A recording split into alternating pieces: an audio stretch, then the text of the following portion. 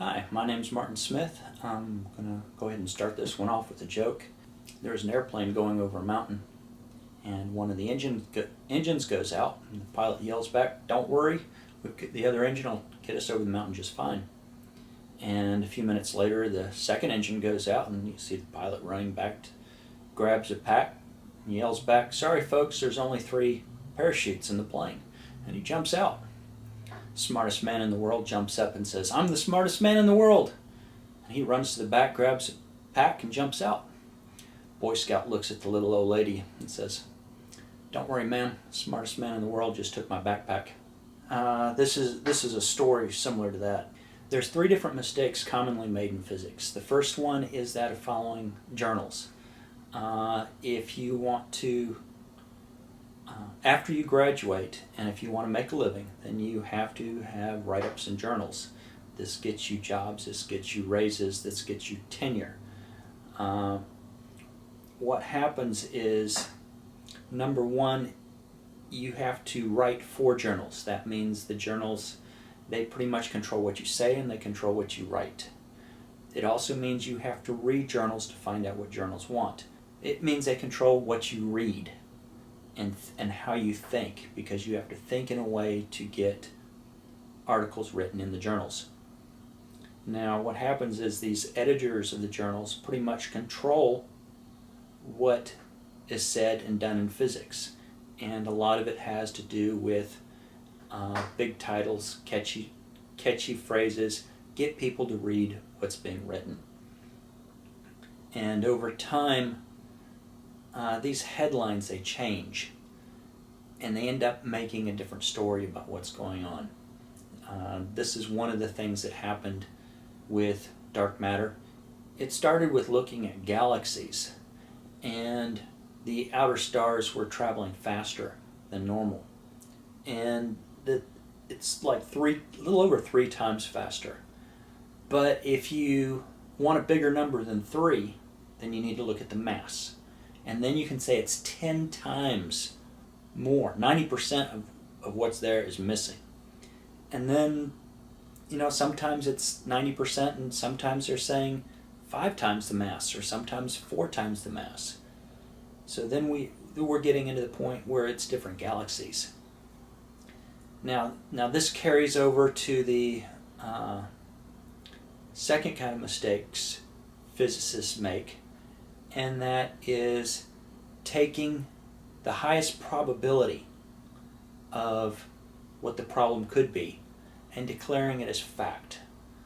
A high probability is not fact. And when it's declared as fact, it misleads people into thinking that, hey, we know everything that's going on.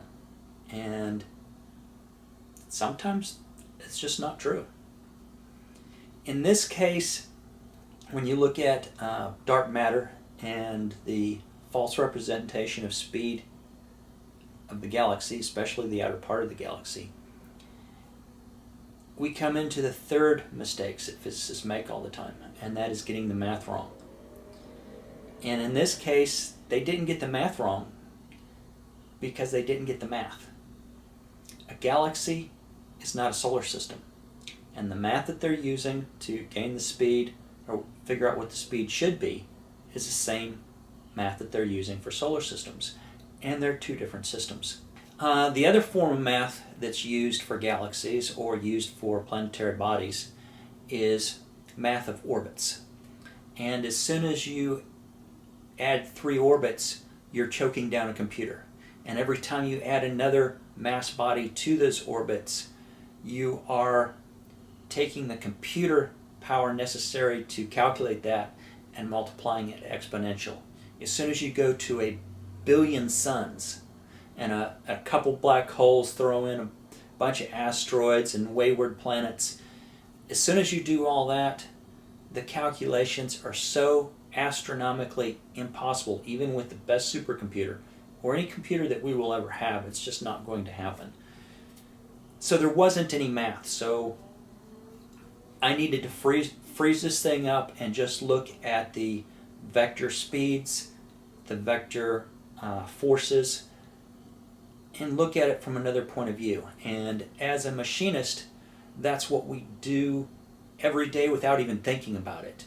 We have cutter heads that spin around, and as they come down, the moment it touches a part, it's not cutting apart, it's ripping apart. And within that 30,000, or after that 30 thousandths, it creates a shock wave, and that shock wave melts the steel in front of the cutter, and then the chip just peels up and away from the part. So within that split second, we have to think of it as freeze frame. And if we have a part that we are just barely hanging on to, then we have to look at the mechanics of those forces, because that first 30 thousandths of cut, it's ripping, and it's not only pushing forward real heavily, it's also pulling the part upwards.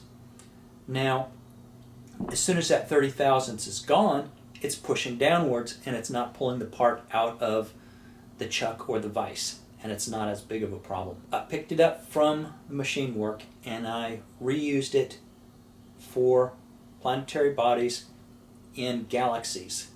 And since I came up with this math, I feel that I should name it, and I'm going to name it static frame mathematics. Most of the mass is not in the center.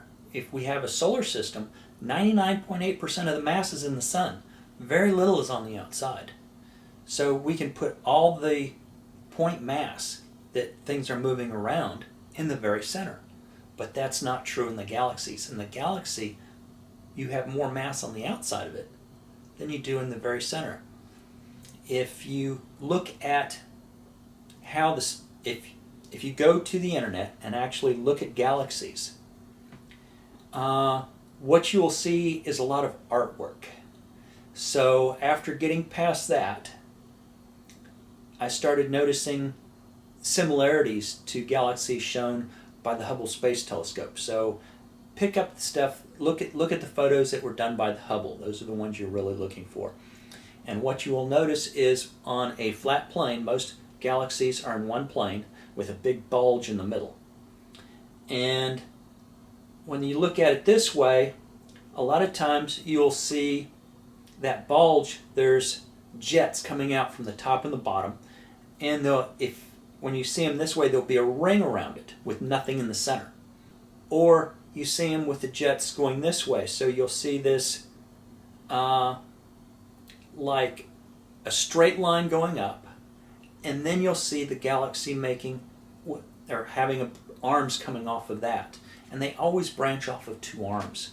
Going back to my first thought that the gravity was spread out, when I did the math on that, as in I froze everything and I looked at it from static point forces, I found out that the stuff on the outside would actually get slower. When you look at the galaxy as being flat and all the mass being spread out sort of even, what it does is the stuff going around the outside actually slows down, not speeds up like we see it. But going back to those two arms that are being made from each leg of the galaxy spiral, if you will remember being at a roller skating rink or an ice skating rink, and you see people getting these big long lines. This was more my time than what's done today. Insurance companies have gotten involved a little bit too much. But they'd go in a circle, and the people at the ends of those lines on the outside would get flung out like a whip. And eventually they'd end up having to let go, and they'd be flung tremendous speeds. And that's pretty much what's happening in these arms. The forces of gravity are stronger inside the arms. So it's creating a chain, a gravity chain. So it's whipping the outside out faster. And so long as the masses are contained in those small areas, then they work just like a whip. And I have put the math on the next video. This is how you describe how the smartest man in the world jumps out of an airplane without a parachute.